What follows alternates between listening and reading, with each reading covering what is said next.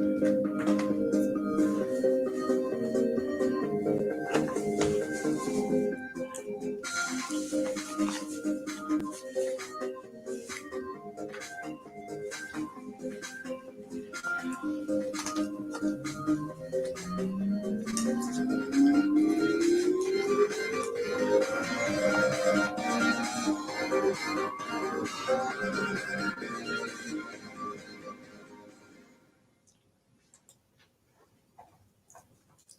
everybody. How are you tonight? Oh my goodness. I am raw, no makeup, raw. My hair is barely brushed. And I'm in the middle of eating dinner. I realize what's throwing me off is the light.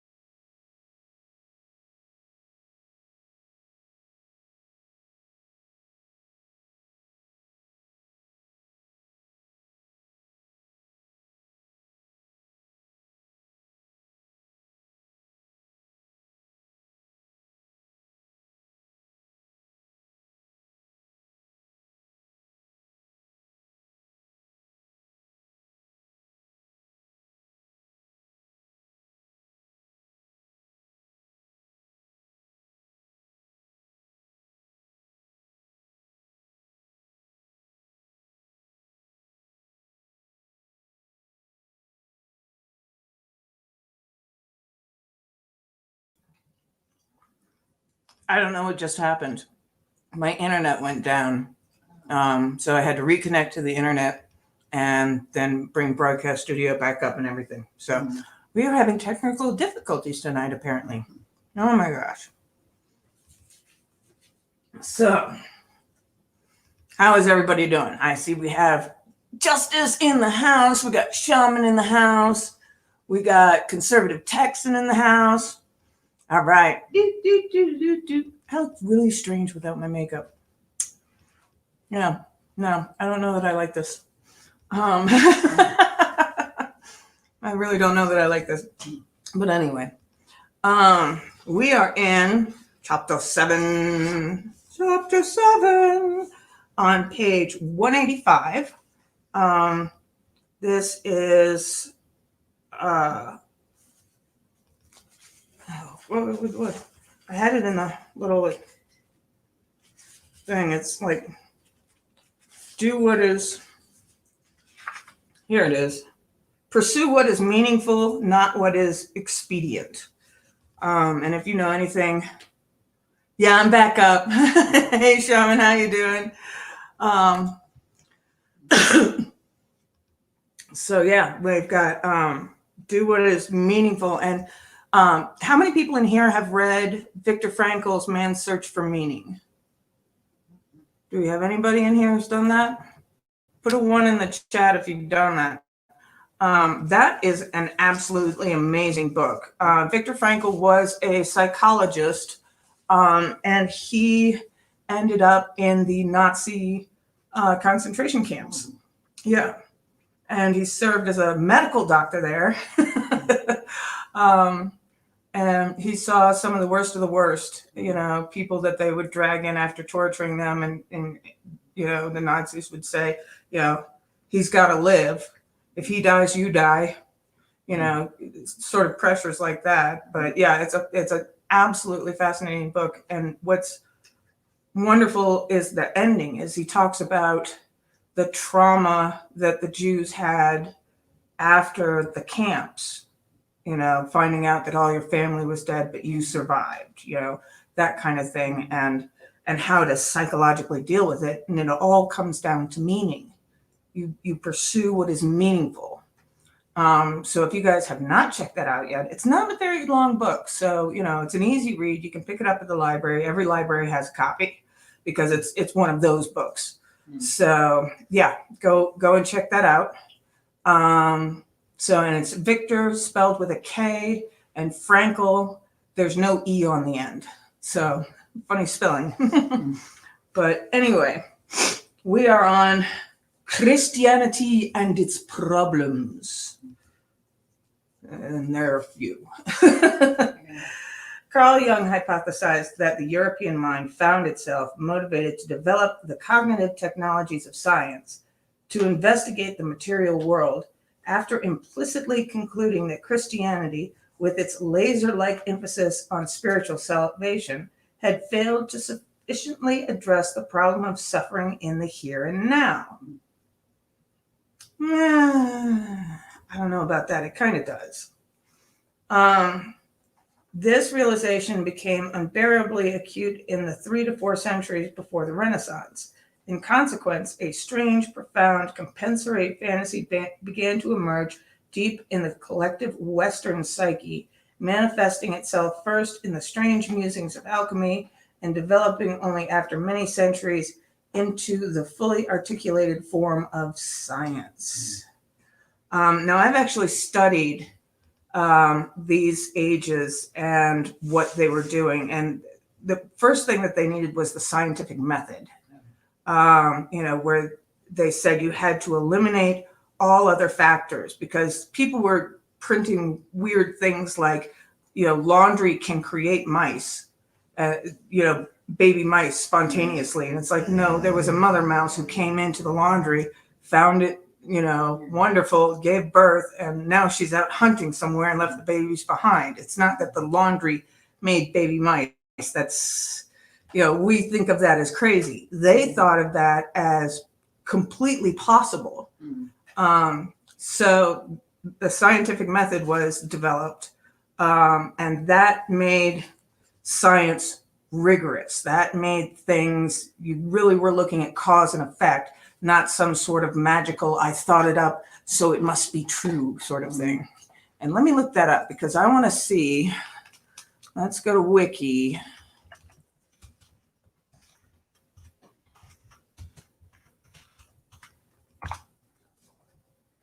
And what it was is they were trying to prove the cosmology of God's world. The earth was at the center of the universe, and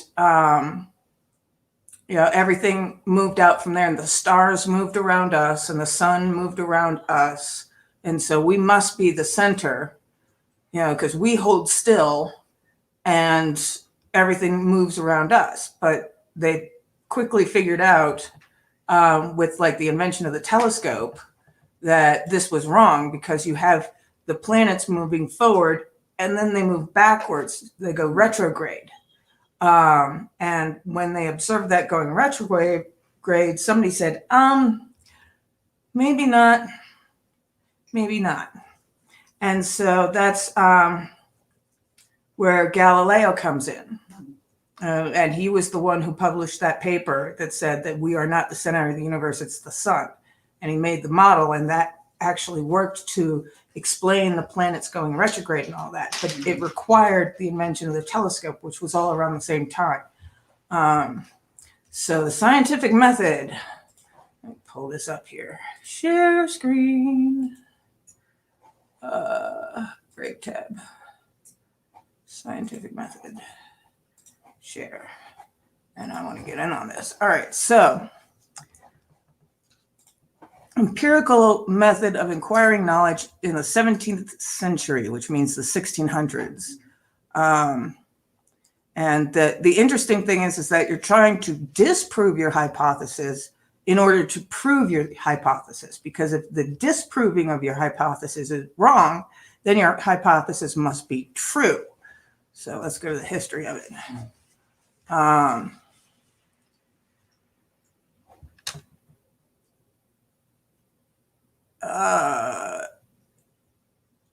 Isaac Newton, sort of. There was one other guy. Where is it? Oh, here we go. Kepler, that's who it was. So he was the one who really came up with the whole process. And then, Galileo, all these guys were around at the same time. They were all reading each other's works and stuff like that. So it really was an incredible age to be alive. All these just great minds. Isaac Newton, Rene Descartes, Francis Bacon. I mean, this is just, there was no age like the Renaissance and the Age of Reason. I mean, it's just absolutely incredible this whole time. I mean, that's when the Constitution was created, all of it. And we're still, learning from those guys now. They laid the foundation for science, as it were. So anyway, let us get back to the book. I'm getting sidetracked. In consequence, a strange, let me go back a sentence, fails to address the problem of suffering in the here and now. This realization became unbearably acute in the 3 or 4 centuries before the Renaissance.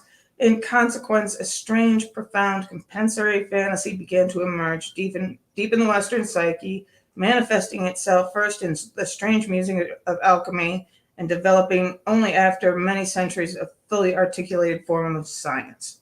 So there we are. It was the alchemist who first seriously began to examine the transformations of matter, hoping to discover the secrets of health, wealth, and longevity. These great dreamers, Newton foremost among them, intuited and then imagined that the material world, damned by the church, held secrets, the revelation of which could free humanity from its earthly pain and limitations, which is absolutely true. It was that vision, driven by doubt, that provided the tremendous collective and individual motivational power necessary for the development of science, with its extreme demands on individual thinkers for concentration and delay of gratification. This is not to say that Christianity, even though it is incomplete, even in its incomplete realized form, was a failure. Quite the contrary. Christianity achieved the well-nigh impossible. The Christian doctrine elevated the individual soul, placing slave and master, commoner and nobleman alike on the same metaphysical footing, rendering them equal before God and the law. That's powerful. That's incredible. That sort of thinking is what ended slavery. It's what ended serfdom. It's what got us, the United States and the whole rest of the Constitution. The individual soul. There is no difference between, Elon Musk and me. We are equal before God, no matter what's done on this earthly world. It doesn't matter. So, by the way, Mary Lou is with us, but I was unable to set up the Mary Lou cam, so I apologize for that. But she is listening. All right. So, Christianity insisted that even the king was only one among many. For something so contrary to all apparent evidence to find its footing, the idea that worldly power and prominence were indicators of God's particular favor had to be radically de-emphasized. This is how, the end of, feudalism. It kind of ended that whole thing where, the king was God appointed and, was basically the high priest of the country. and therefore, he could do no wrong, he could say no wrong. That still kind of lingers. I mean, in England, it still kind of lingers. Their nobility are able to get away with a lot that commoners are not able to do. They're not able to do the same thing, so those things still exist, but they have been extremely tempered.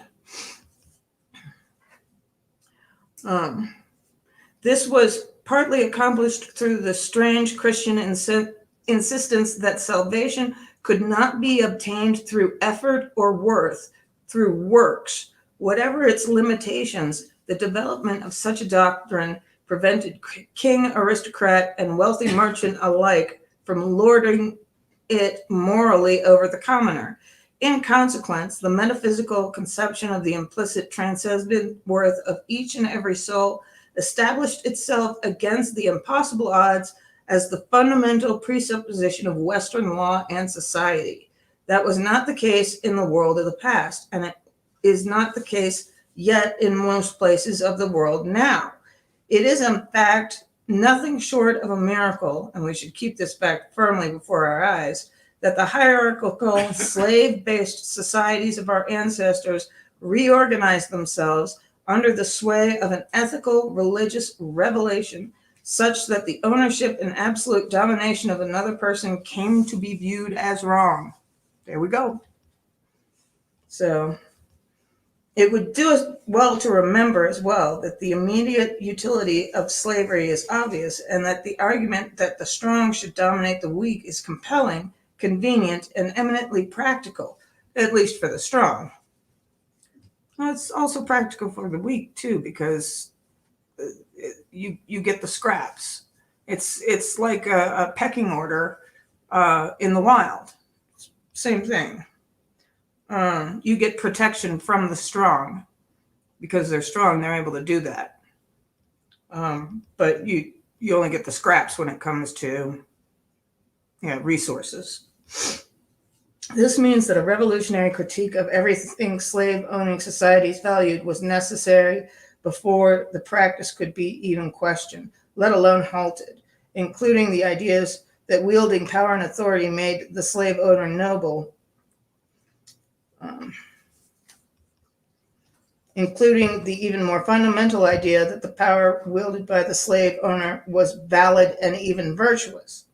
Christianity made explicit the surprising claim that even the lowliest person had rights, genuine rights, and that sovereign and state were morally charged at a fundamental level to recognize those rights. Christianity put forward explicitly the even more incomprehensible idea that the act of human ownership degraded the slaver, previously viewed as admiral nobility, as much or even more than the slave. We fail to understand how difficult such an idea is to grasp. We forget that the opposite was self-evident throughout most of human history. We think that it is the desire to enslave and dominate that requires explanation. We have it backwards yet again. And if you read any of the stuff, oh, hey, survival, no problem for being late. We had technical difficulties and it's been crazy. So, if you want to rewind and watch it at double speed or something like that and then catch up to us. I do that sometimes.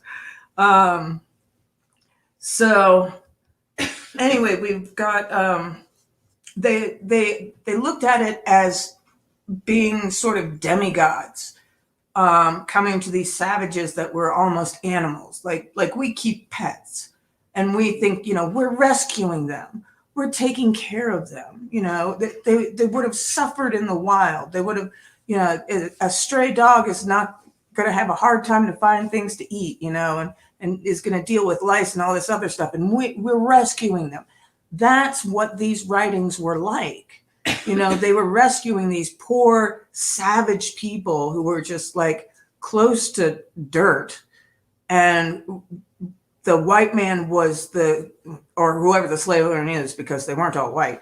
The slave owner was rescuing them from, poverty and misery and all this other stuff, and providing them with a safe place. And everybody has to work, and they just had to work in the fields. And because they had dark skin, they didn't get sunburnt like, we did. So put them in the cotton fields, that's what it was. And people don't understand that a lot of times, that like Thomas Jefferson, his whole family would sit on the porch and play music for them while they picked the cotton. So it wasn't a hostility thing. This wasn't a Tarantino movie.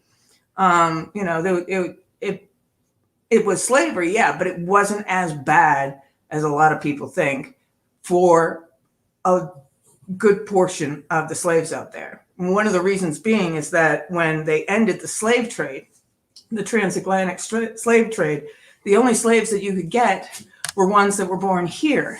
So the price of slaves went through the roof, and the price of women who could have children went through the roof, so that it was the equivalent of buying a Mercedes Benz at one point to be able to buy a slave, which just blows my mind. But anyway, Christianity, the abolitionists saying everyone is equal, slavery is wrong, we need to abolish this practice.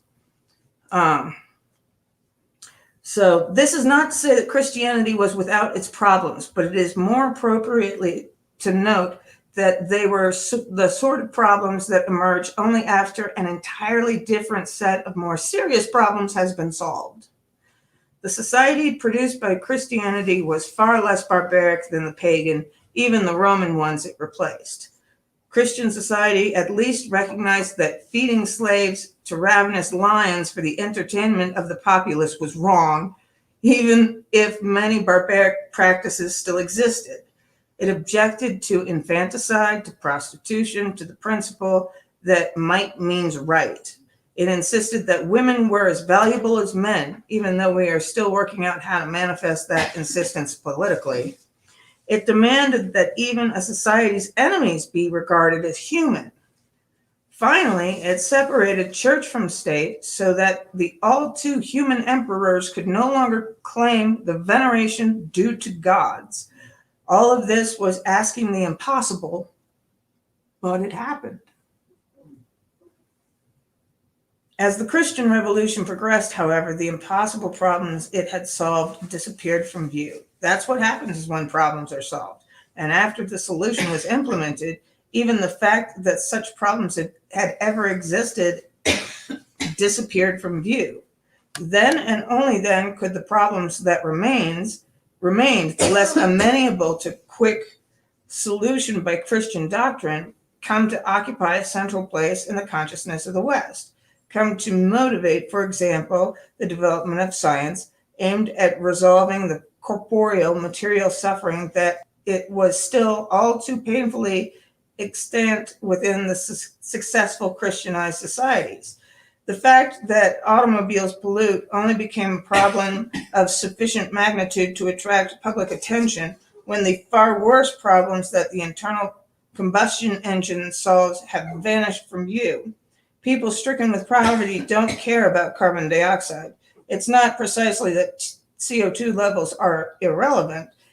It's that they are irrelevant when you are working yourself to death, starving, scraping a bare living from the stony, unyielding, thorn and thistle infested ground.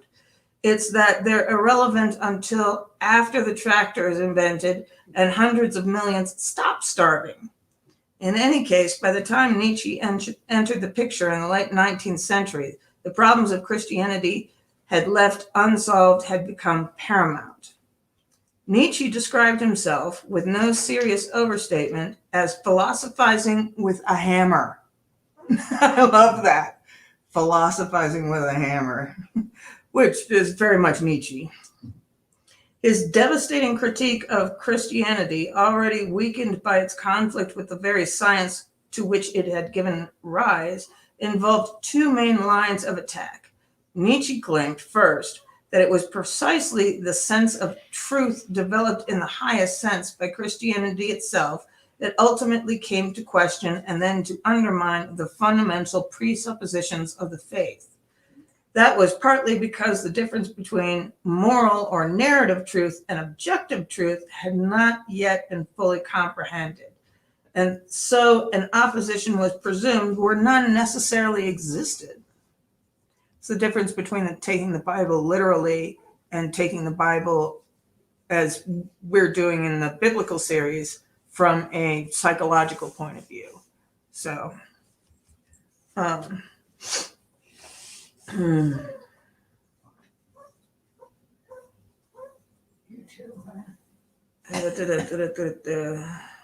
I?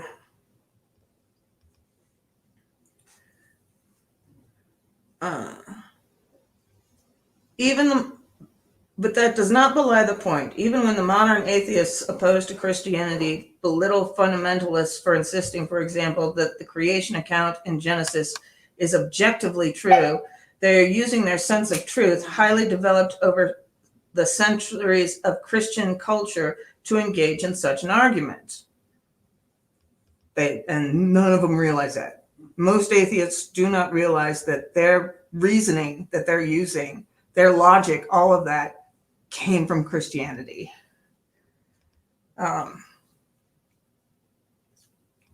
Carl Jung continued to develop Nietzsche's arguments decades later, pointing out that Europe awoke during the Enlightenment as if from a Christian dream, noticing that everything it had heretofore taken for granted could and should be questioned.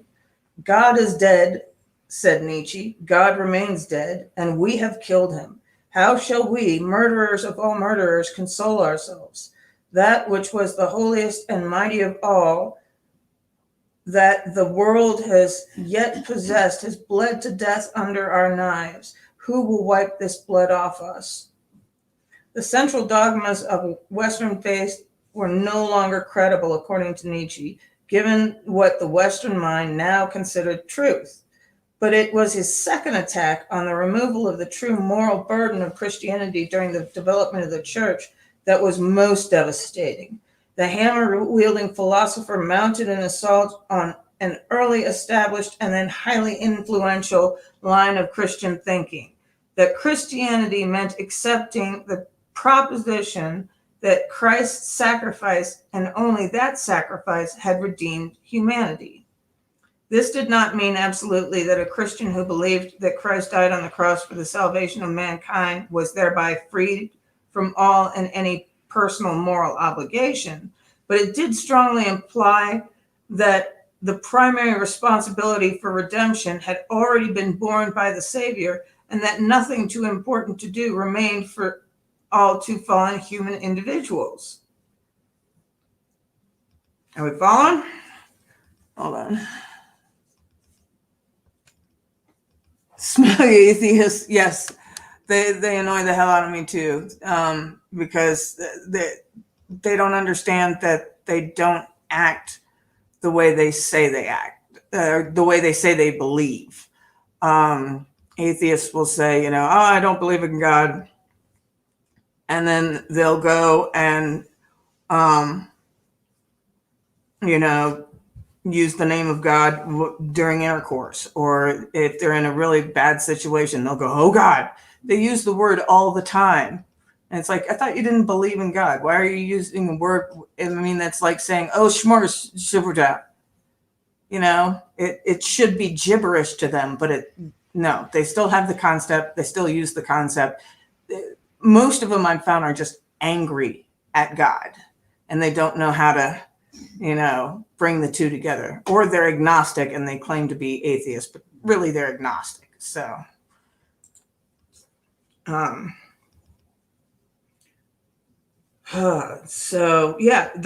here's the idea that Nietzsche said. It's, the sacrifice of Christ on the cross.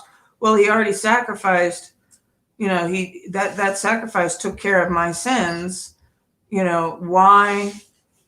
Why do I need to do anything? Why do I need to ask for redemption? I'm already saved through the blood of Christ. But I mean, if you read the book carefully, the Bible carefully, Jesus says that, some will say, my Lord, and I will say, I never knew you.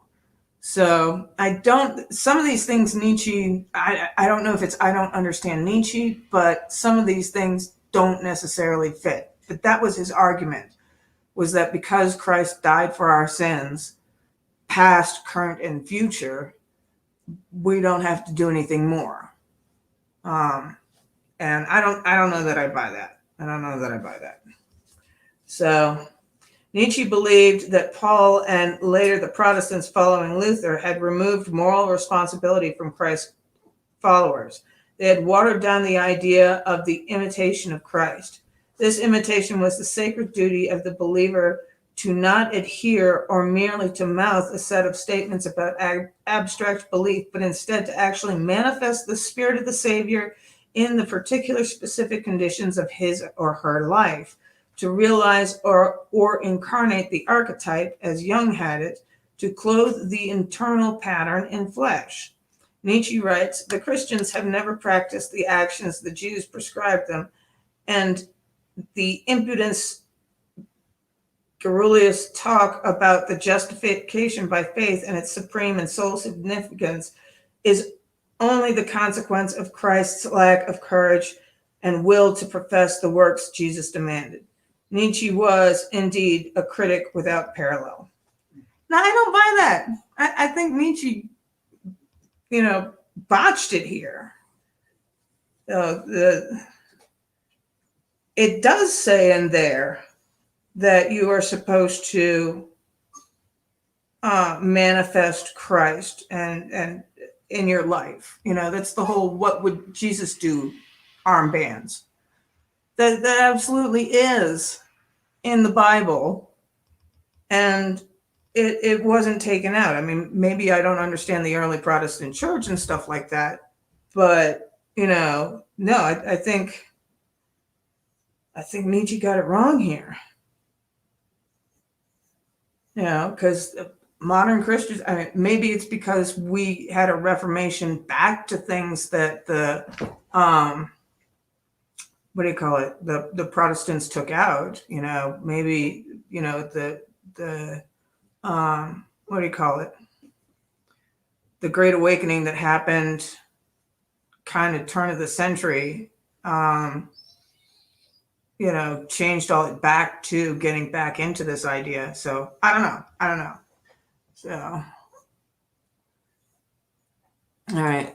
Conservative Texan says, yes, I know how you feel. I dislike pompous people that think they are better than anyone because they were raised with a golden spoon up their ass. Yeah. The way that I like to say it is, the most insufferable people are people who have never suffered. So it's the same golden spoon idea.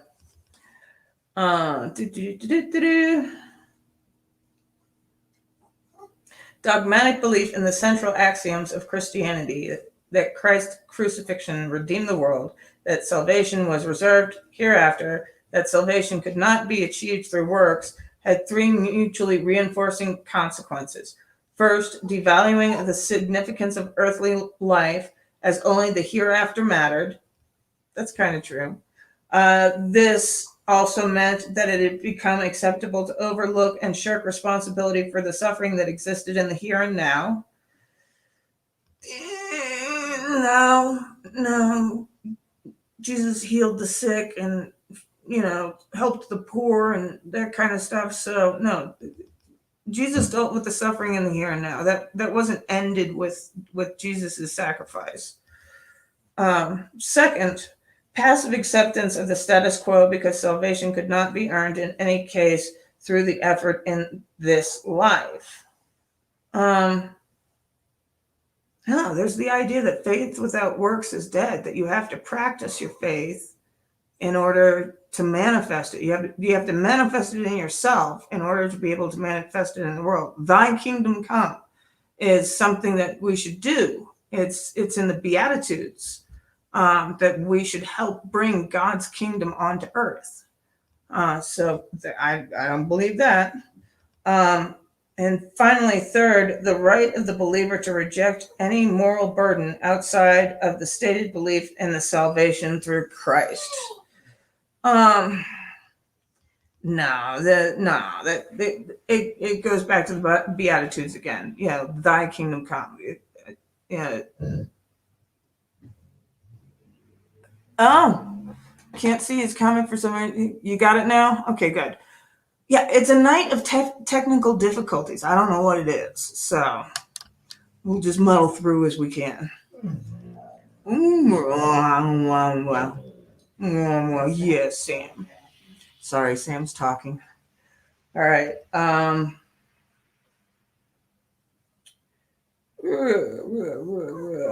Third, all right.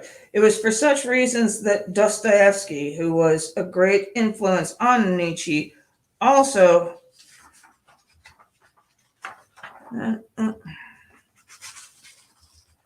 come on, also criticized institutional Christianity, although arguably he managed it in a more ambiguous but also more sophisticated manner. In his masterwork, The Brothers Karamazov, Dostoevsky has his atheist Superman Ivan tell a little story. The Grand Inquisitor, after a brief review, is in order. Ivan speaks to his brother Aloysia, whose pursuits as a monastic novitiate he holds in contempt of Christ returning to the earth at the time of the Spanish Inquisition. The returning Savior makes quite a ruckus, as would be expected. He heals the sick, he raises the dead. His antics soon attract attention from the Grand Inquisitor himself, who promptly has Christ arrested and thrown into a prison cell. Later, the Inquisitor pays him a visit. He informs Christ that he is no longer needed. His return is simply too great a threat to the church. The Inquisitor tells Christ that the burden he laid on mankind, the burden of existence in faith and truth, was simply too great for mere mortals to bear. The Inquisitor claims that the church, in its mercy, diluted the message, lifting the demand for perfect being from the shoulders of its followers, providing them instead with the simple and merciful escapes of faith and the afterlife. That work took centuries, said the Inquisitor, and the last thing the church needed after all that effort is a return of the man who insisted that the people bear all the weight in the first place. Christ listens in silence. Then, as the Inquisitor turns to leave, Christ embraces him and kisses him on the lips. The Inquisitor turns white in shock. Then he goes out, leaving the cell door open. And we're going to get into the explanation of this, but the Grand Inquisitor, again, this is people who have not. Here's the difference. The Catholic Church did not allow its members to read the Bible. The Protestant Church did. So a lot of these people are getting the church's version of Christianity and not the version of Christianity that's actually in the Bible. So that could be one problem there. Mary Lou, if you just want to put that back on the stove, maybe give each of them a little piece of steak. Okay. So that's what they're being all whiny about. Wait. Yeah, take it into the kitchen and here. You got it? Yeah. Okay. So yeah, so a lot of these people didn't have, they weren't biblical scholars. They couldn't be, unless you were a priest. You could not be a biblical scholar in these times. And as a Catholic, still to this day, it's really tough when I talk to Catholics because none of them have read the Bible. They just don't do that. Yeah. They get the word from the priest. And so, it can be a very sort of twisted message. It's like the telephone game. And so it's difficult. But yeah, if you want to go ahead and put that on the stove, and I'll we can give them the steak later. Okay. All right. So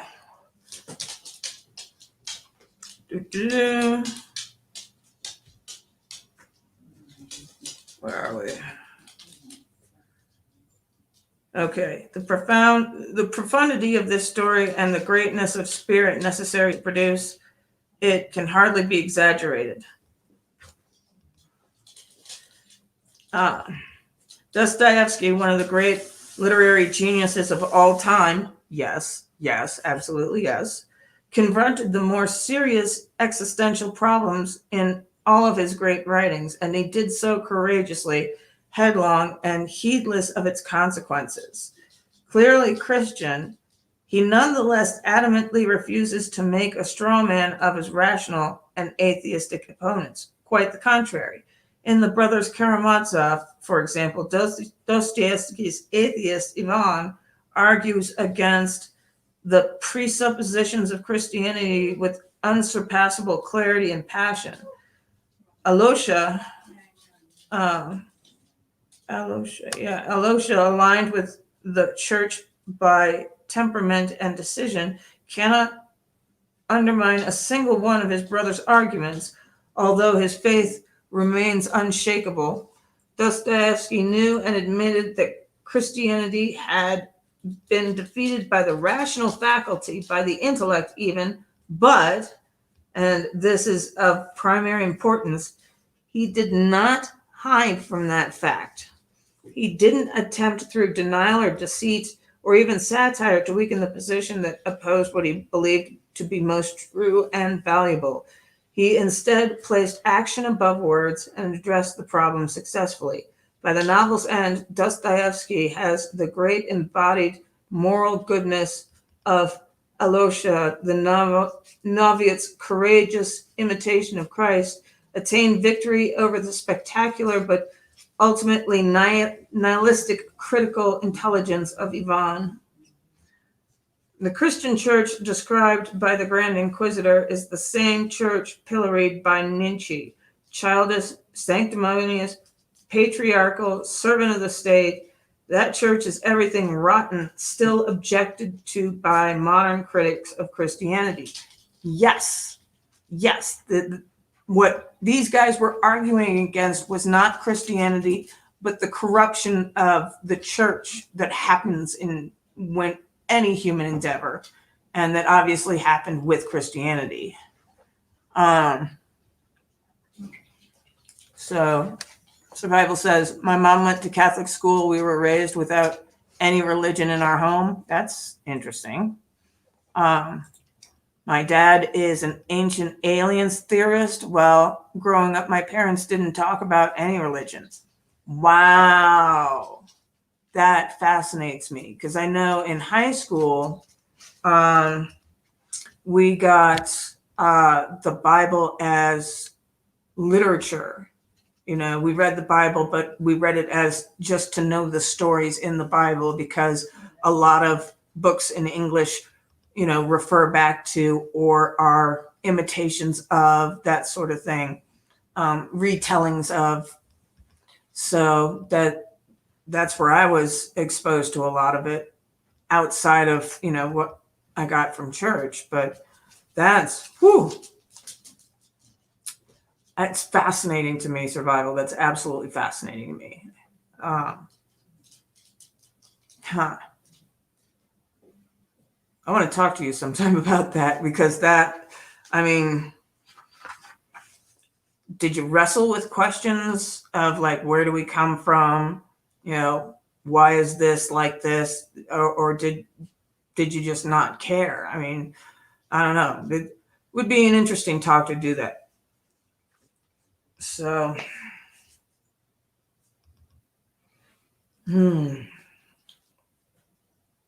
Nietzsche, for all his brilliance, allows himself anger, but does not perhaps sufficiently temper it with judgment. This is where Dostoevsky truly transcends Nietzsche, in my estimation, where Dostoevsky's great literature transcends Nietzsche's mere philosophy. The Russian mere philosophy. That's a slap in the face. The Russian writer's inquisitor is the genuine article in every sense. He is an opportunistic, cynical, manipulative, and cruel interrogator, willing to persecute heretics, even to torture and kill them. He is the purveyor of a dogma he knows to be false. But Dostoevsky has Christ, the archetypical perfect man, kiss him anyway. Equally important in the aftermath of the kiss, the Grand Inquisitor leaves the door ajar so Christ can escape his pending execution. Dostoevsky saw that the great corrupt edifice of Christianity still managed to make room for the spirit of its founder. That is the gratitude of the wise and profound soul for the enduring wisdom of the West, despite its faults. It is not as if Nietzsche was unwilling to give the faith, and more particularly Catholicism, its due. Nietzsche believed that a long tradition of unfreedom characterizing dogmatic Christianity, its insistence that everything be explained within the confines of a single coherent metaphysical theory, was a necessary precondition for the emergence of the disciplined but free modern mind, as he stated in Beyond Good and Evil. This is what he stated in Beyond Good and Evil. The long bondage of the spirit, the persistent spiritual will to interpret everything that happened according to a Christian scheme, and every occurrence to rediscover and justify the Christian God in every accident. All this violence, arbitrariness, severity, dreadful and unreasonableness has proved itself the disciplinary means by which the European spirit has attained its strength, its remorseless curiosity and subtle mobility. Granted also that much irrecoverable strength and spirit had to be stifled, suffocated, and spoiled in the process. For Nietzsche and Dostoevsky alike, freedom, even the ability to act, requires constraint. For this reason, they both recognize the vital necessity of the dogma of the church. The individual must be constrained, molded, even brought close to destruction by a restrictive, coherent, disciplinary structure before he or she can act freely and competently.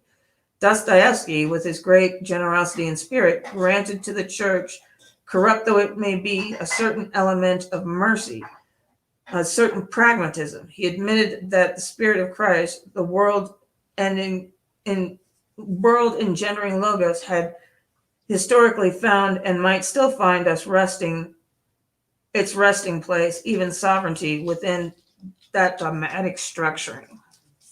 And I'm going to stop here because I need to get something to drink. So we are going to take our 5-minute break, and it may be a little longer than that. But 5-minute break for smoking, going to the bathroom, all that good stuff. So let us do that now. I will put up, let's see, not that screen.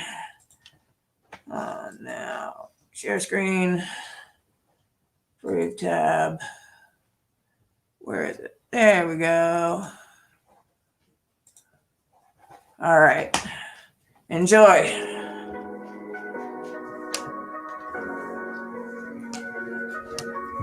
Meaning is what you have to buttress yourself against the tragedy of life. You guys get it?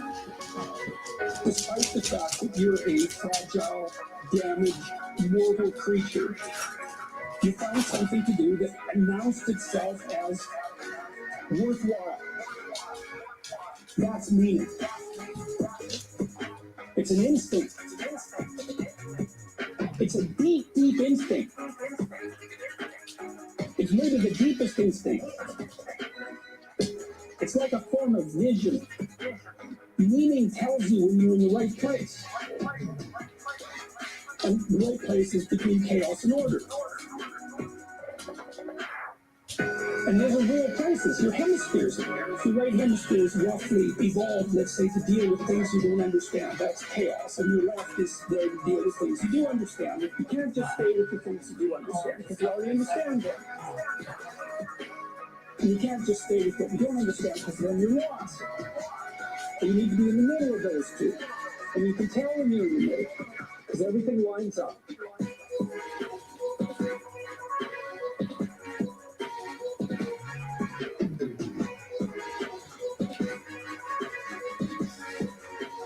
Because everything lines up.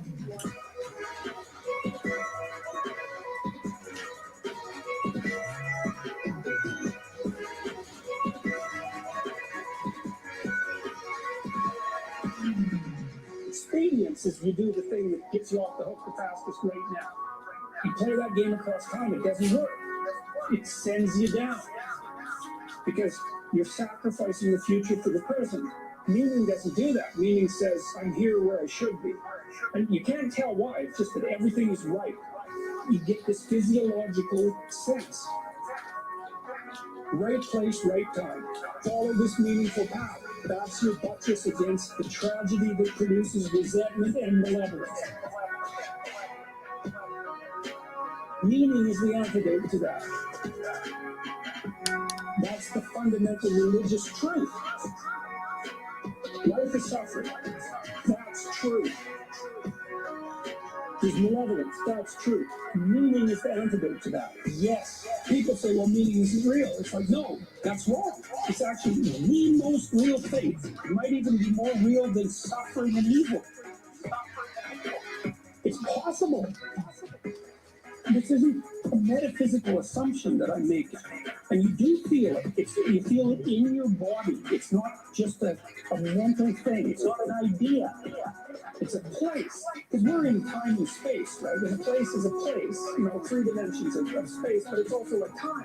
And when the place and the time are set up properly, you're in the right place. And your brain is telling you that. Your being is telling you that. The purpose of profound religious contemplation, profound philosophical contemplation, is to learn how to be in the right place at the right time, all the time.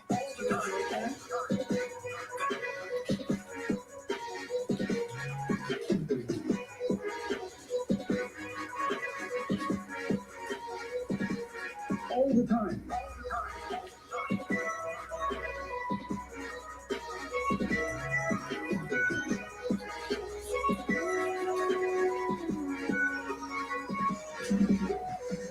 There's this line from the Gospel of Thomas, which was discovered in like 1957, and it says, the kingdom of God is spread out before the eyes of men, but men do not see it. And that's kind of what it's referring to. There are times when you're in the right place at the right time, and then you're where you should be. And you're not really trained to notice that, because it isn't something we ever talk about. It's like, you're in the right place at the right time. Okay, why? What did I do right? What did I do? I need to do more of that. So maybe it's only half an hour a week when you first start noticing. And then maybe with 3 months of practice, you can get it up to like an hour a day. And then maybe you can get it up to 4 hours a day. And God only knows where you could get it if you keep practicing, You can be there. We don't know what the upper limit of that is.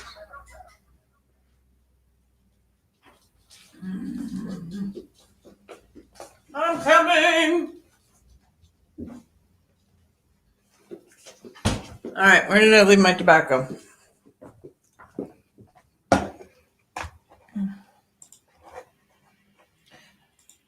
Stop share. All right, I'm coming. Hold on. No, doggies, not yet. My purse? Give me my purse. My purse is over here.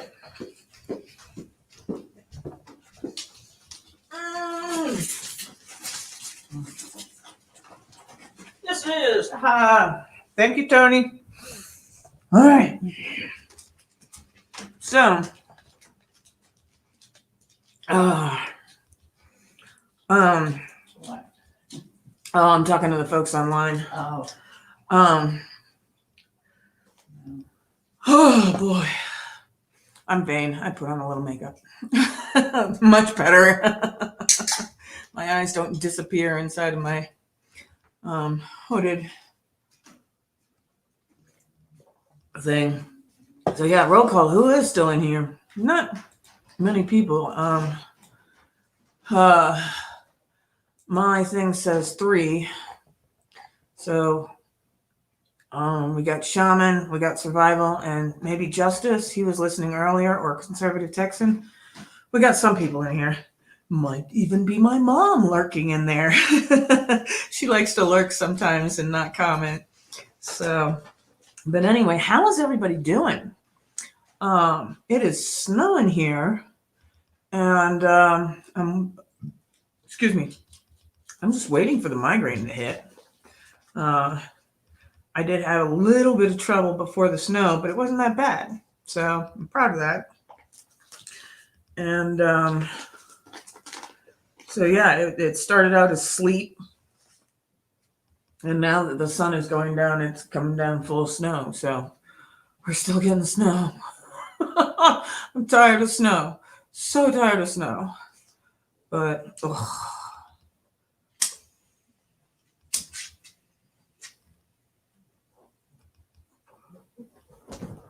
Sunny and 75. Oh my gosh, I am so jealous. So jealous. Shaman says another turn into the sun and about to leave it. That's too poetic for me to understand.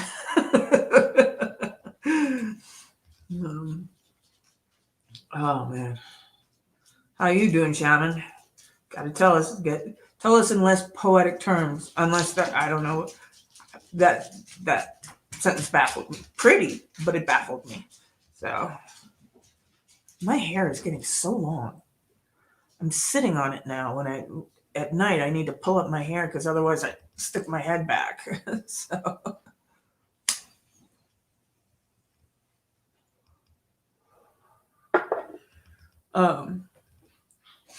Oh yeah. I guess I should say I'm great, but have terrible allergies. I've had seasonal allergies my whole life, so I'm used to it. Yeah. When the Scotch broom blooms in Seattle and the surrounding areas, that everybody has allergies. I mean, even people who don't normally have allergies when the Scotch broom just shoots pollen everywhere, and it's all along the highways too, which is like, oh yeah, you put it along the highways, the cars stir up the wind, it goes everywhere instead of just staying to a little confined area. That was a good idea. Survival says full on springtime. Oh my gosh, time to plant. Get your seeds in the ground. You got your tree into the ground, so that's a good one. But yeah, I've got my seedlings are indoors still. the poor little things sitting under the grow light because there's no way I can put them outside right now. But I found a volunteer pea plant that has started to grow outside, and it's already been through a couple of snows. So, very hardy pea plants, I guess. The Democrats should abolish pollen. Well, I heard a story today, and I don't know if it's true or not, that somewhere way back when they decided that all the trees, so that they don't have a lot of seeds going around, should be male trees. And I don't buy that because what I know about, the way that conifers work, they're both male and female on the same tree. They just release at different times, like flowers. They're both male and female. But he said that there was a decision to plant all male trees in the United States and not as many female trees, so we wouldn't have seeds going everywhere. And that's why our allergies are so bad. And, they did this charting of allergies. Allergies from this time to this time weren't terrible. And then all of a sudden you see them go through the roof. And it's like, no, that could be from diagnosing and not necessarily from, a policy decision, because no, trees are male. I mean, we still have acorns. What are they? The spiky chestnuts. They still have chestnuts in Seattle all the time. I mean, you have those little gumballs that fall down. So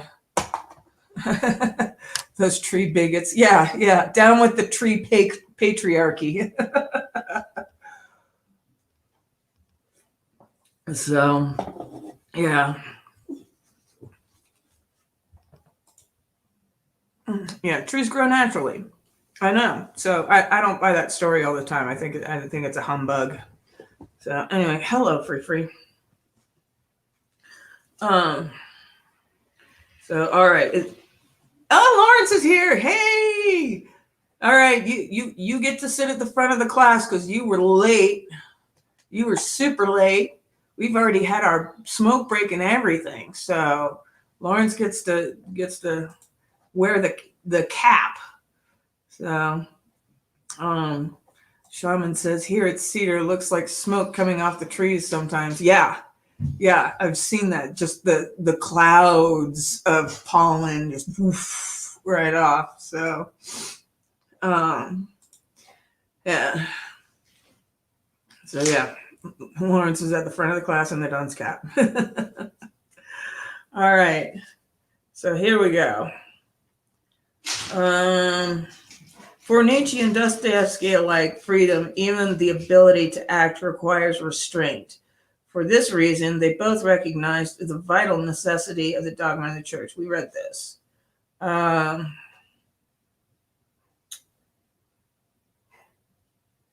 If a father disciplines his son properly, he obviously interferes with his freedom, particularly in the here and now.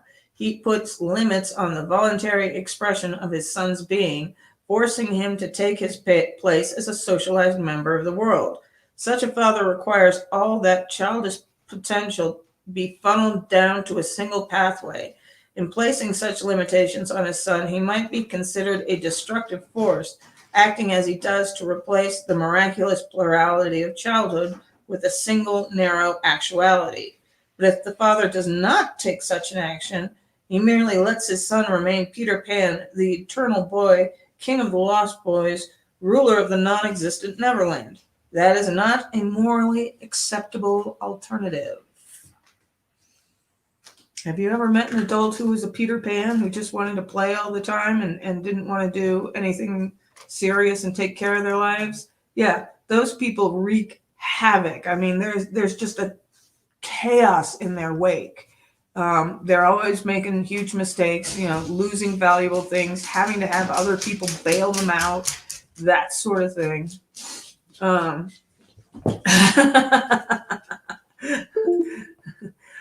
Survival says, "How dare you, Lawrence? We were just talking about the gay tree conspiracy." Yeah. That's hilarious. All right. So the dogma of the church was undermined by the spirit of truth strongly developed by the church itself. That undermining culminated in the death of God, but the dogmatic structure of the church was a necessary disciplinary structure. A long period of unfreedom, adherence to a single interpretive structure, is necessary for the development of a free mind. Christian dogma provided that unfreedom, but the dogma is dead, at least to the modern Western mind. It perished along with God. What has emerged from behind its corpse, however, and this is an issue of central importance, is something even more dead, something that was never alive even in the past: nihilism, as well as an equally dangerous susceptibility to new, totalizing utopian ideas, not ideals. So, yeah, the communist utopia and the nihilism, that nothing matters, the very emo kind of stuff. It was in the aftermath of God's death that the great collective horrors of communism, and fascism sprang forth, as both Dostoevsky and Nietzsche predicted they would. Nietzsche, for his part, posited that individual human beings would have to invent their own values in the aftermath of God's death. But this is the element of his thinking that appears weakest psychologically. We cannot invent our own values because we cannot merely impose what we believe on our souls. This was Carl Jung's great discovery, made in no little part because of his intense study of the problems posed by Nietzsche. We rebel against our own totalitarianism as much of that as others. I can't merely order myself to action, and neither can you. I will stop procrastinating, I say, but I don't.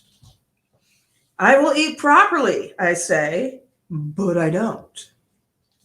I will end my drunken misbehavior, I say, but I don't.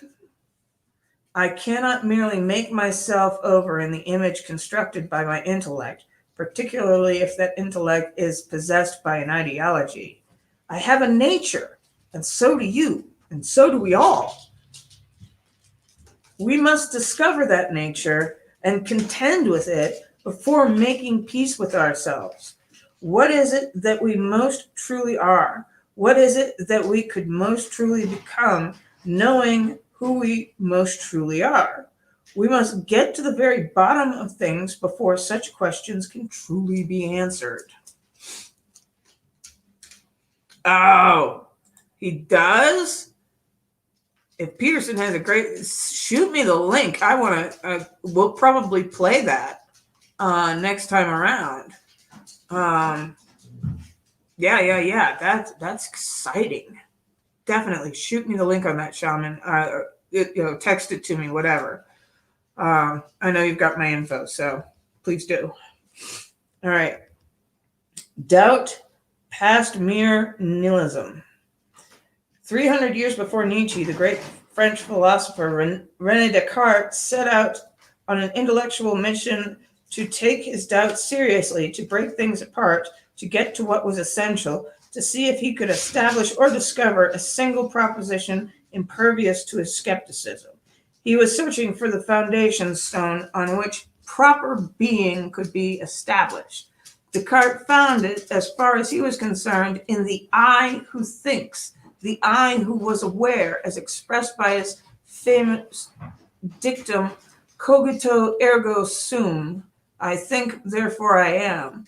But that I had been conceptualized long before. Thousands of years ago, the aware I was the all-seeing eye of Horus, the great Egyptian sun and S-O-N and S-U-N god, who renewed the state by attending to and then confronting its inevitable corruption. Before that, it was the creator god Marduk of the Mesopotamians, whose eyes encircled his head and who spoke forth words of world-engendering magic. During the Christian epoch, the I was transformed into the Logos, the word that speaks order into being at the beginning of time. Very Greek, and Logos is Greek. It might be said that Descartes was merely secularized the Logos, turning it more explicitly into that which is aware and thinks. That's the modern self, simply put. But what exactly is that self? We cannot understand to some degree its horrors if we wish to, but its goodness remains more difficult to define. The self is the actor of evil who strode about the stage of being as Nazi and Stalinist alike, who produced Auschwitz, Buchenwald, Dachau, and the multiplicity of the Soviet gulags. And all of that must be considered with dread seriousness. But what is its opposite? What is the good that is the necessary counterpart to evil that is made more corporeal and comprehensible by the very existence of that evil? And here we can state with conviction and clarity that even the rational intellect, that faculty so beloved of those who hold traditional wisdom in contempt, is at minimum something closely and necessarily akin to the archetypical dying and eternally resurrected God, the eternal savior of humanity, the Logos itself. The philosopher of silence Karl Popper, certainly no mystic, regarded thinking itself as a logical extension of the Darwinian process. A creature that cannot think must solely embody its being. It can merely act out its nature concretely in the here and now. If it cannot manifest in its behavior what the environment demands while doing so, it will just simply die. But that is not true of human beings. We can produce abstracted representations of the potential modes of being. We can produce an idea in theater of imagination. We can test it out against our other ideas, the ideas of others, or the world itself. If it falls short, we can let it go. We can, in Popper's formulation, let our ideas die in our stead. Then the essential part, the creator of those ideas, can continue onward, now untrammeled by compassion with error. Faith in the part of us that continues across those deaths is a prerequisite to thinking itself. This is getting a little above my head. Does anybody have that feeling? It's a little out there. I'm wondering where he's going with this.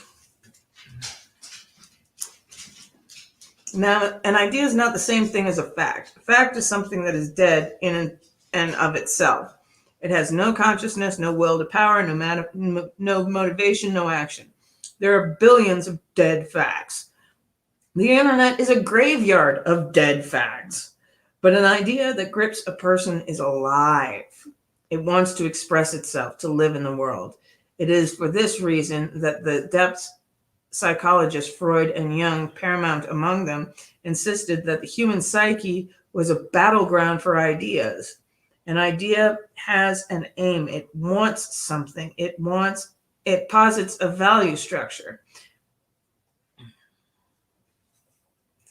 An idea believes that what it is aiming for is better than what it has now. It reduces the world to those things that aid or impede realization, and it reduces everything else to irrelevance. That's that whole gorilla thing. You're possessed by the idea that you have to follow the ball and see how many times it's passed. Everything else is irrelevant, so you don't see the gorilla. And maybe you're onto something here. All right.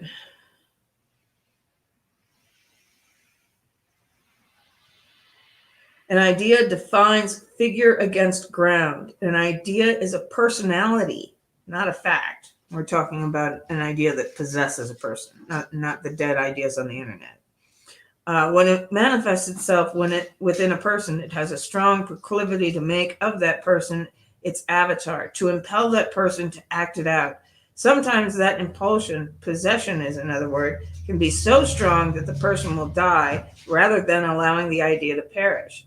This is, generally speaking, a bad decision, given that it is often the case that only the idea need die, and that the person with the idea can stop being its avatar, change his or her ways, and continue. Yeah. But a lot of people die for an idea. A lot of people die for an idea. They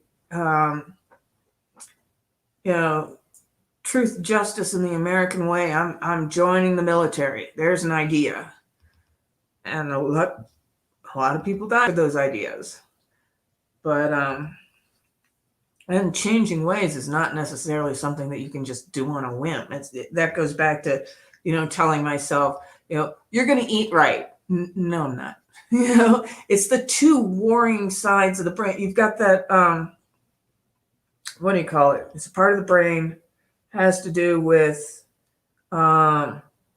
judgment, and it stops impulsiveness and things like that. And it's all in the frontal lobe. And there's a war between that and the other parts of your body, which are much more basic.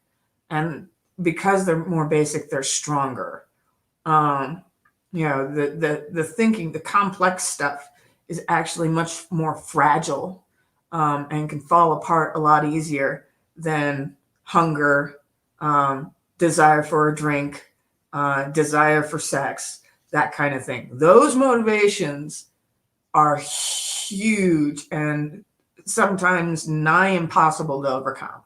Well, I take that back. For some people, sometimes impossible to overcome. We've all seen the TV shows, My 800-Pound Life, that kind of thing. And it's the brain is a funny place.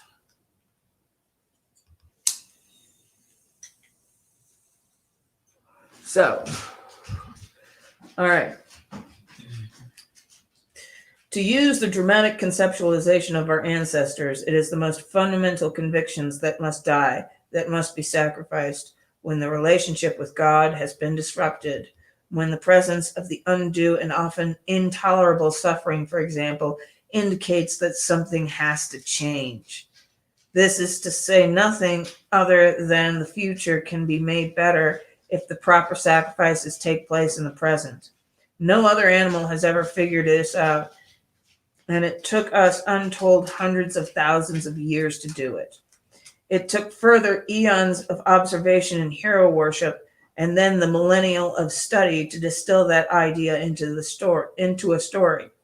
It took additional vast stretches of time to assess that story, to incorporate it, so that we now simply say, if you are disciplined and privilege the future over the present, you can change the structure of reality in your favor. Oh, the doggies are about to explode. No bark. You know better. Good dog. Free. Stop. But how best to do that? In 1984, I started down the same road as Descartes. I did not know it was the same road at the time, and I'm not claiming kinship with Descartes, who was rightly regarded as one of the greatest philosophers of all time. But I was truly plagued with doubt. I had outgrown the shallow Christianity of my youth by the time I could understand the fundamentals of Darwinian theory. After that, I could not distinguish the basic elements of Christian belief from wishful thinking. The socialism that soon afterwards became so attractive to me as an alternative proved equally insubstantial. With time, I came to understand through the great George Orwell that much of such thinking found its motivation in hatred of the rich and successful instead of true regard for the poor. Besides, the socialists were more intrinsically capitalistic than the capitalists. They believed just as strongly in money. They just thought that if different people had the money, the problems plaguing humanity would vanish. This is simply untrue. Duh. There are many problems that money does not solve and others that it makes worse. Rich people still divorce each other and alienate themselves from their children and suffer from existential angst and develop cancer and dementia and die alone and unloved. Recovering addicts cursed with money blow it all in a frenzy of snorting and drunkenness, and boredom weighs heavily on people who have nothing to do. I was simultaneously tormented by the fact of the Cold War. It obsessed me. It gave me nightmares. It drove me out into the desert in the long night of the human soul. I could not understand how it had come to pass that the world's two great factions aimed mutual assured destruction at each other. Was one system just as arbitrary and corrupt as the other? Was it mere matter of opinion? Were all value structures merely the clothing of power? Was everyone crazy? Just exactly what happened in the 20th century anyway. How was it that so many tens of millions had to die, sacrificed to the new dogmas and ideologies? How was it we then discovered something worse, much worse, than the aristocracy and corrupt religious beliefs that communism and fascism sought so rationally to supplant? No one had answered those questions as far as I could tell. Like Descartes, I was plagued with doubt. I searched for one thing, anything I could regard as indisputable. I wanted a rock upon which to build my house. It was doubt that led me to it. I once read of a particularly insidious practice at Auschwitz. A guard would force an inmate to carry a 100-pound sack of wet salt from one side of the large compound to the other, and then carry it back. Albrecht macht frei, said the sign over the camp entrance. Work will set you free. And the freedom was death. Carrying the salt was an act of pointless torment. It was a piece of malevolent art. It allowed me to realize with certainty that some actions are wrong. Alexander Solzhenitsyn wrote definitively and profoundly about the horrors of the 20th century, the tens of millions who were stripped of employment, family, identity, and life. In his Gulag Archipelago, in the second part of the second volume, he discussed the Nuremberg trials, which he considered the most significant event of the 20th century. The conclusion of those trials: there are some actions that are so intrinsically terrible that they run counter to the proper nature of human being. This is true essentially cross-culturally, across time and place.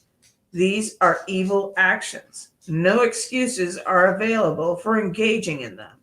To dehumanize a fellow being, to reduce him or her to the status of a parasite, to torture and then slaughter with no consideration of individual innocence or guilt, to make an art form of pain, that is wrong. That is wrong. What can I not doubt? The reality of suffering. It brooks no arguments. Nihilists cannot undermine it with skepticism. Totalitarians cannot banish it. Cynics cannot escape from its reality. Suffering is real, and the artful infliction of suffering on another for its own sake is wrong. That became the cornerstone of my belief. Searching through the lowest reaches of human thought and action, understanding my own capacity to act like a Nazi prison guard or a Gulag Archipelago trustee or a torturer of children in a dungeon, I grasped what it means to take the sins of the world on oneself. Each human being has an immense capacity for evil. Each human being understands a priori, perhaps not what is good, but certainly what is not good. And if there is something that is not good, then there is something that is good. If the worst sin is the torment of others merely for the sake of the suffering it produces, then the good is whatever is diametrically opposed to that. The good is whatever that stops such things from happening.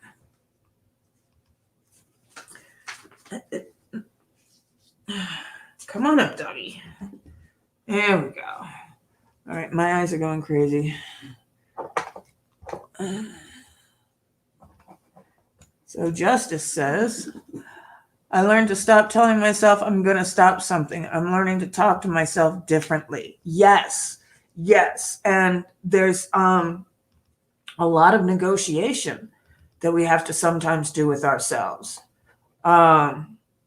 It's, okay, I don't want to do this. This is going to suck, but I will clean up the kitchen. And as a reward for cleaning up the kitchen, I can have 2 chocolates, something like that, some little reward that, and we have to negotiate with ourselves, which doesn't make much sense because we're the same person. It's me and me. So what's the difference? Why doesn't that other part of me realize the same things that this part of me understands? It's like it's just me. There isn't actually 2 people, but in a sense there is. I don't know if it's 2 warring parts of the brain, that sort of thing. A war between the head and the heart. Ooh, that might be something. A war between your head and your gut. That could be something. I am not just me in here.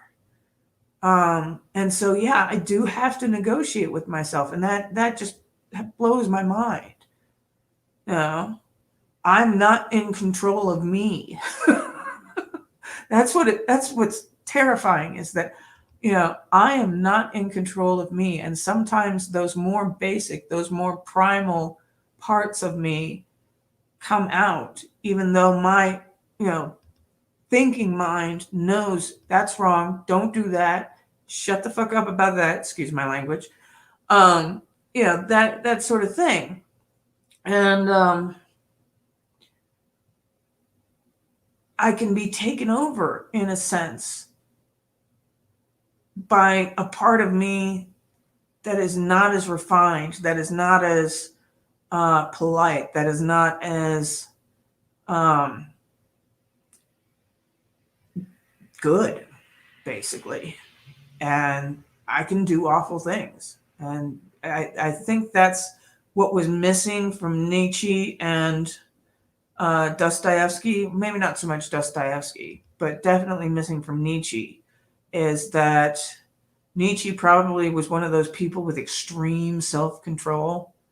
But even still, I mean, you drink enough alcohol and that control goes out the window. So I don't know.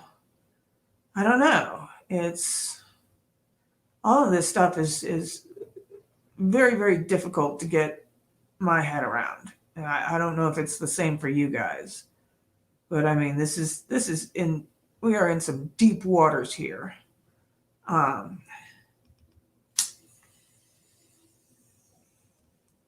So Justice, I think we have Shaman, we have Lawrence, we have Survival, we possibly still have Conservative Texan 1845, but I'm not sure because he hasn't said anything in a while. So yeah, that's who's here. All the boys are here. None of the girls are here. Oh, isn't that a thing? So I'm glad I made myself a little freshened up with some makeup on. I'm a vain creature. Woman is a vain creature. I go, oh, I don't need makeup until I look at myself on video, and then I go, I look awful. All right. Meaning as the higher good. It was from this that I drew my fundamental moral conclusions. Aim up. Pay attention. Fix what you can fix. Don't be arrogant in your knowledge. Strive for humility because totalitarian pride manifests itself in intolerance, oppression, torture, and death. Become aware of your own insufficiency, your cowardice, your malevolence, your resentment, and hatred. Consider the murderousness of your own spirit before you dare accuse others and before you attempt to repair the fabric of the world. Maybe it's not the world that's at fault.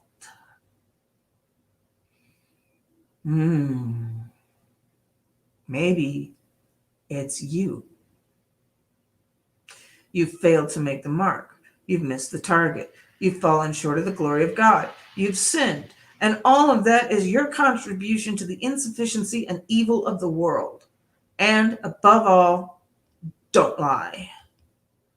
Don't lie about anything ever. Lying leads to hell.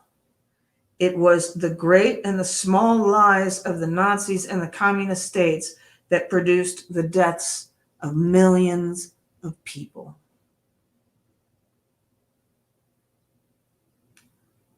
Wow. That's profound and absolutely true. And it makes me terrified of where we are in the world today. Because we are living in a world of lies and propaganda everywhere.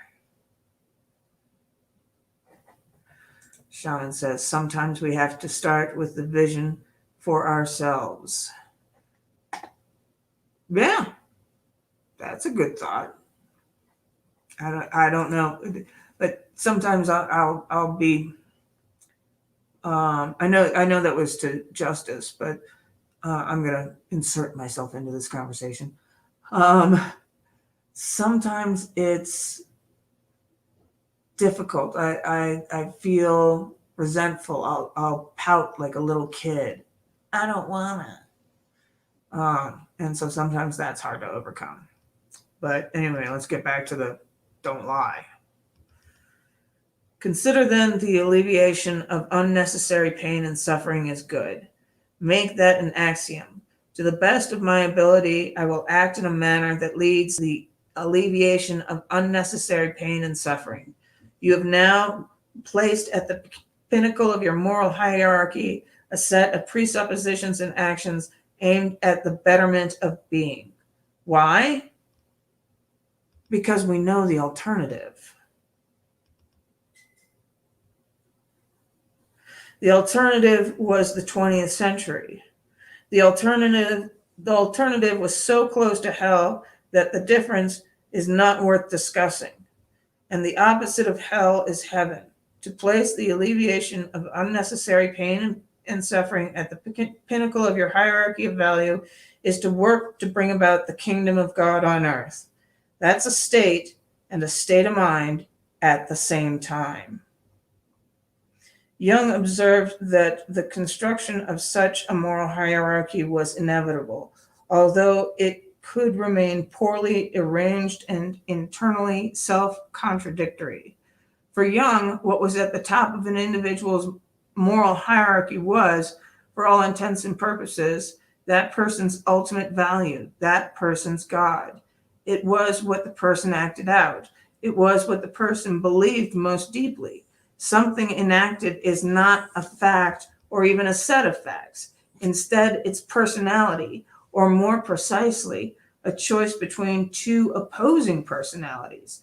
It's Sherlock Holmes or Moriarty. It's Batman or the Joker. It's Superman or Lex Luthor. It's Charles Francis Xavier or Magneto. It's Thor or Loki. It's Cain or Abel. And it's Christ or Satan. If it's working for the ennobling of being, for the establishment of paradise, then it's Christ. If it's working for the destruction of being, for the generation and propagation of unnecessary suffering and pain, then it's Satan. That's the inescapable archetypical reality. Expedience is the following of blind impulses. It's short-term gain. It's narrow and selfish. It lies to get its way. It takes nothing into account. It's immature and irresponsible. Meaning is its mature replacement. Meaning emerges when the impulses are regulated, organized, and unified. Meaning emerges from the interplay between the possibilities of the world and the value structure operating within that world. If the value structure is aimed at the betterment of being, the meaning revealed will be life-sustaining. It will provide the antidote for chaos and suffering. It will make everything matter. It will make everything better. If you act properly, your actions will allow you to be psychologically integrated now and tomorrow and into the future, while you benefit yourself, your family, and the broader world around you. Everything will stack up and align along a single axis. Everything will come together. This produces maximum meaning. This stacking up is a place in space and time whose existence we can detect with our ability to experience more than is simply revealed here and now by our senses, which are obviously limited to their information gathering and representational capacity. Meaning trumps expedience. Meaning gratifies all impulses now and forever. That's why we can detect it. And that's in that song, you know. It's a place in time and space. When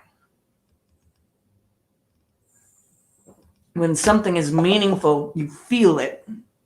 You know, you feel it in your bones. It saturates you down to that level.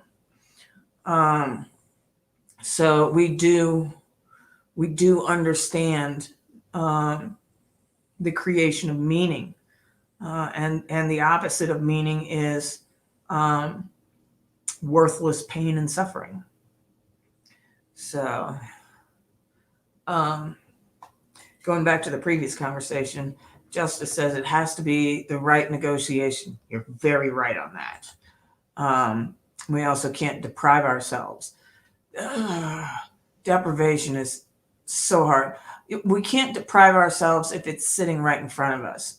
There was a great talk on the Christian radio station that I was listening to today as I was going to my doctor's visit. And it said that the Bible says to run from to flee temptation and to resist evil. But a lot of people do it the other way around. They resist temptation and flee from evil. And that's completely backwards, because if you have the temptation right in front of you, it's likely you're going to be overcome. So we're actually supposed to flee from temptation. If you are on a diet, don't buy those cookies at the grocery store. Don't do it. Don't have it in the house. And that makes it easier. That's fleeing temptation. Resisting evil, on the other hand, is we're supposed to confront evil. We're not supposed to run away from these hard battles. We're supposed to speak up. We're supposed to confront it. We're supposed to, put that truth out in the world. And I just thought that was absolutely fabulous. And I never quite understood that. Deliver us from temptation. That means move us away. Deliver us away from temptation, so that it's not near us.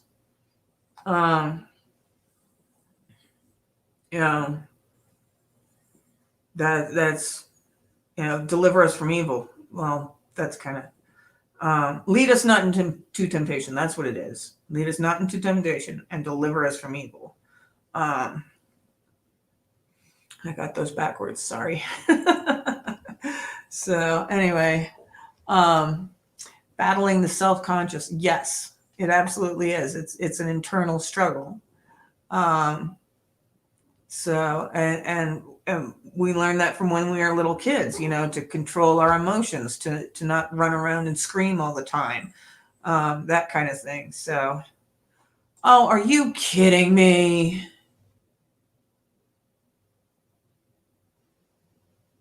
Oh, of course they have. See, the truth tellers. Project Veritas is telling the truth. James O'Keefe is telling the truth. But they want a world of lies. So the only way to do that is to stamp out the truth tellers, the ones that expose what's really going on. To be honest, I knew some sort of backlash was coming when they showed that, all these news stations are propaganda, and they know that they're propaganda. I can't believe that I'm living in, communist China already. I didn't think it would happen that fast. So we got a battle ahead of us, folks. Oh my God, are you kidding me? That is funny and so wrong at the same time. When you search Project Veritas on Twitter, it brings up CNN. And Lawrence says, yep, cancel culture loves to ban the truth. Well, yeah.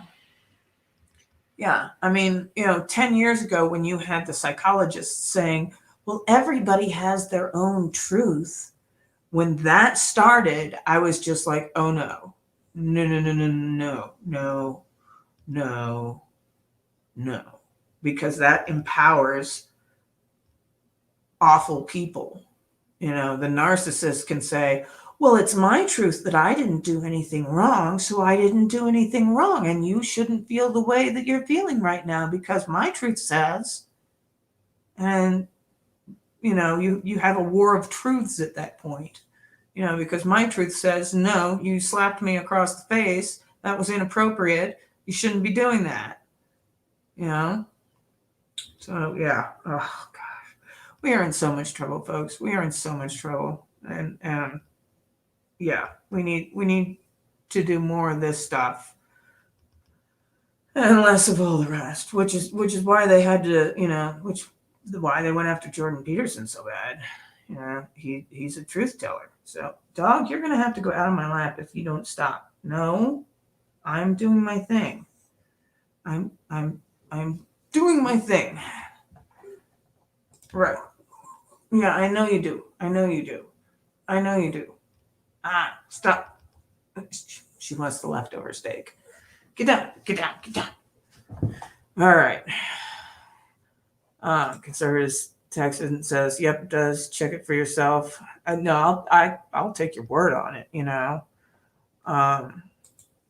So I'm waiting for the videos I did on the police state to catch some wind. Yeah. Yeah. Cancel culture is the new Gestapo. Oh, speaking of Gestapo, this was the only video of mine that got taken off of TikTok. Yes, I'm on TikTok now. I understand. Yeah, don't come at me. I get it. But I'm on TikTok now. And so I did a video about Cuomo's camps that he's built, his health camps, for the pandemic, that they're all currently sitting empty. None of them are being used.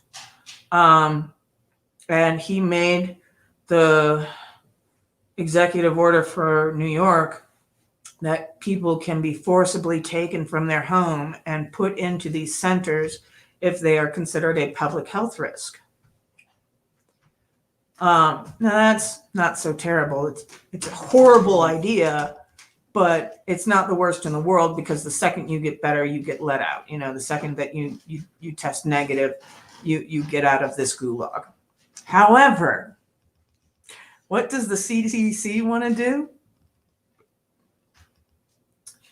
They want to make racism a public health issue. So now, if you're accused of racism, they can put you in a gulag and they can keep you there until they brainwash you to be not racist. Well, how long is that going to take? And what test do you have to say that they are no longer racist? They've already made the gulags. New York was the first state to do it. They're already there. And they're making FEMA camps in Walmarts. I mean,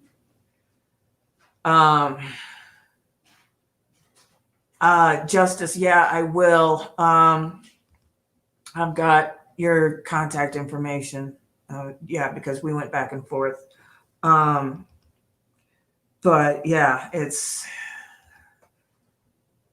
internment FEMA camps. Yeah. So they're building them everywhere, and they are ready to throw people into gulags.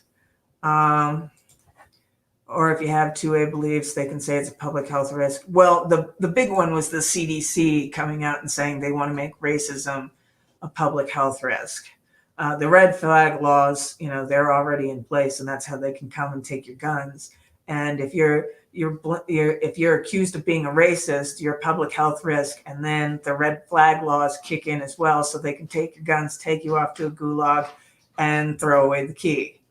I mean, it's absolutely terrifying where we are right now. And I made that video, and I didn't even get into the red flag laws and stuff like that. I just said, look at these two things. If you make racism a public health issue, then you can be thrown in a gulag. And TikTok took that video and said, no, you don't get to say stuff like that, sister. This is gone. Which, you have people saying all sorts of crazy conspiracy theories on TikTok and all sorts of nutty things.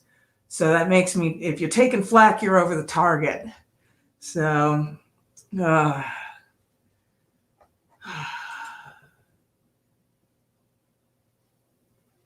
oh my gosh. Yeah, no. I don't want to know that. I don't want to know that.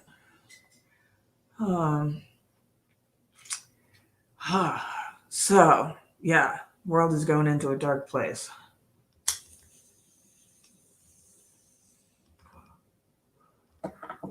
And all these fools who think that they're fighting Nazis get to find out that they are, in fact, the Nazis. It's already started. So, Young observed that the construction of such a moral hierarchy was inevitable, although it can remain poorly arranged internally and self-contradictory. We went through that. We went through that. If you act properly, your actions allow you to be psychologically integrated now and tomorrow and into the future, while you benefit yourself, your family, and the world around you. We read through that. Everything lines up on a single axis, and we can detect it. If you decide that you are not justified in your resentment of being, despite its inequity and pain, you may come to notice things you could fix to reduce it even by a little bit, some unnecessary pain and suffering. You may come ask yourself, what should I do today, in a manner that means, how can I use my time to make things better instead of worse? Such tasks may announce themselves as a pile of undone paperwork that you could attend to, the room that you could make a bit more welcoming, or the meal that could be a bit more delicious and more gratefully delivered to your family. You may find that if you attend to these moral obligations, once you have placed make the world better at the top of your value hierarchy, you experience an ever deepening meaning. It's not bliss, it's not happiness, it's something more like atonement for the criminal fact of your fractured and damaged being. No, I don't like that. I'm going to keep reading for a second, but I disagree on this point. It's payment for the debt you owe for the insane and horrible miracle of your existence. It's how you remember the Holocaust. It's how you make amends for the pathology of history. It's the adoption of the responsibility of being for potential denizens of hell. It's willingness to serve as an angel of paradise. Meaning is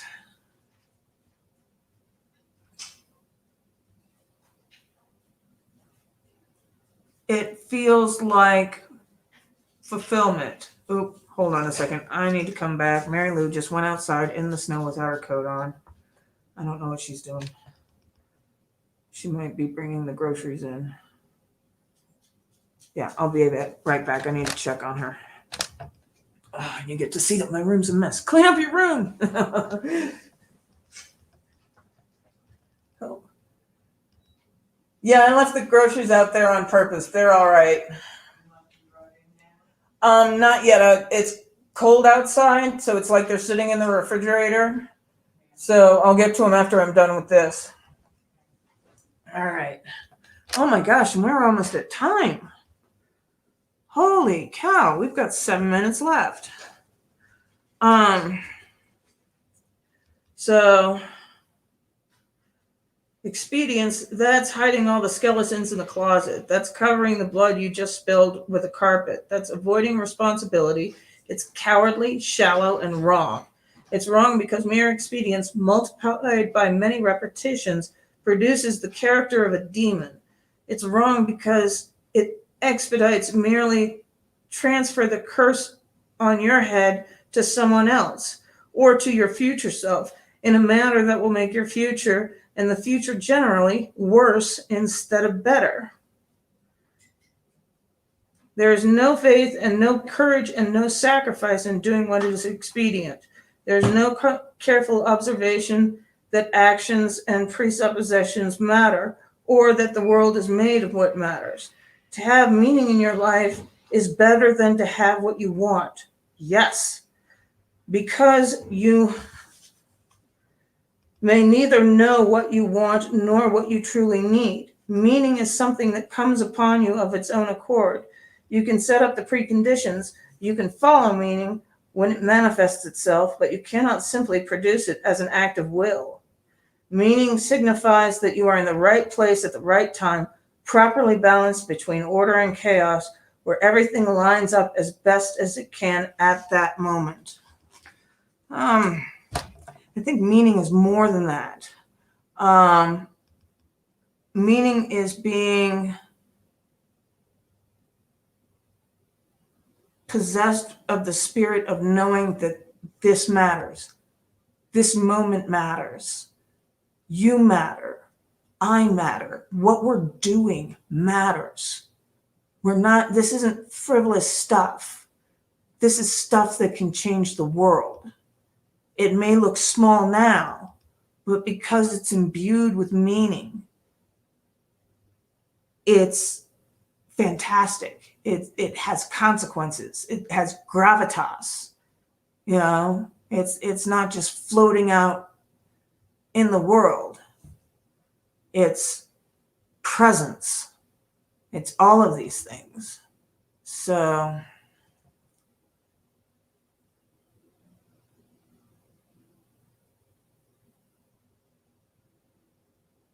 I don't know what those comments are about, but they I'm going to keep those off the screen because it looks like a serious situation that I don't necessarily want to broadcast.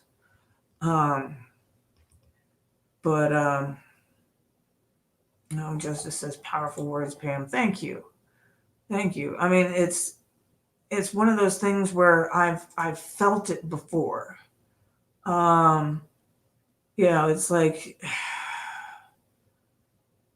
It's like when you're out at sea and the wind dies and you're in a sailboat, you can't do anything. You're just drifting at that point. You're at the mercy of the water. And then when the wind kicks back up and you're able to move again, that's having meaning. It's having your sails full. And meaning helps get you through the hardest situations. If you have some meaningful goal, it fills your very muscles. It gives you a sense of being alive. And if you have that, you can go through the most horrible pain. You can go through the most terrifying situations, all of it. Those things, the same thing with the following the ball and the gorilla. Those things become irrelevant in the face of meaning. And that's why meaning is so important. And I can tell you that from experience, where I was like, yes, I'm in the right place at the right time. A lot of it was luck, but I also had skills that came to the fore where I was, I could act, I could take care of this, boom, and everything just fell together. And what could have been an awful situation, turned out okay. And yeah, that's why meaning is so powerful. So Shaman says, that's truth, Pam. Well, yeah, I mean, and I know that since you recognize it as truth, you've been there too. You know what it feels like. Justice says, amen. Amen and amen. Yeah. So that's why I suggest, and I suggested it at the beginning, if you weren't here at the beginning, read Viktor Frankl's Man's Search for Meaning. It won't take you that long, maybe a couple of days to get through it, because it isn't that long, but it is kind of a tough book to read because it is about the concentration camps. However, what you find out at the end, the moral of the story, the moral of how powerful meaning is, that is, the great triumph of the book and why everybody should read it. So, even when the winds do blow, we need a port to sail to. Yes. Yeah. You need a destination. You need to know where you're going. You need to have the power to go there. So anyway, we are at 7:29. We've got just a minute left. Is there anything that anybody else wants to add? This was great tonight. If my mom wasn't lurking, I'm going to have to tell her to watch this one, because this was a good one. And I'm actually going to take this stuff about pain and do it in, it's going to end up in a speech to legislature and things like that, because they're not treating pain right now, and it's awful. It's awful. They're worried about pain patients that are dying. Their death is imminent, and they're afraid they're going to get addicted, so they don't give them any pain medications before they die. And that's just horrifying to me. That needs to stop. So Shaman says, great show, Pam. Again, I switched those words around, but thank you very much. I appreciate it. I'm so grateful you all showed up for this. hopefully I will get better about scheduling and everything else. I'm not used to the light yet. So Justice says, when you wake up with a goal and you strive, you really feel it in your body. Yes, one of my goals was to reach recovery in many areas. I meant it in my bones that I'll get there someday. Absolutely. Absolutely. You feel it in your bone. I mean, down to the very core of your being.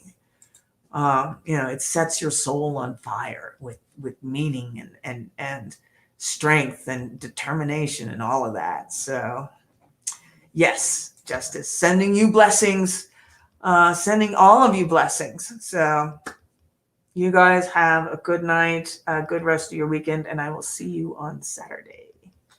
Bye.